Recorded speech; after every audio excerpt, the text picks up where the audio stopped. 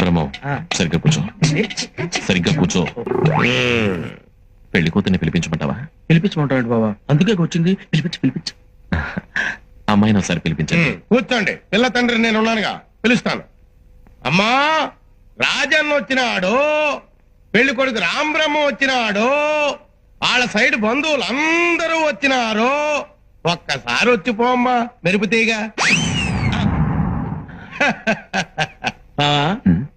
పెళ్లి కూతురు నువ్వు చూసావా? నువ్వు చూడలేదా? లేదు, వచ్చి శర్మని గడిపోయినట్టుంది కానీ పిల్ల కనపడలా. మా వాడు అమ్మాయిని సరిగ్గా చూడలేదంట, మళ్ళీ ఒకసారి రమ్మంటారా? అట్టాగా. అమ్మా, రాజన్న వచ్చినాడు, పెళ్లి కొడుకు రాంబ్రహ్మ వచ్చినాడు, వాళ్ళ సైడ్ బంధువులు అందరూ వచ్చినారు.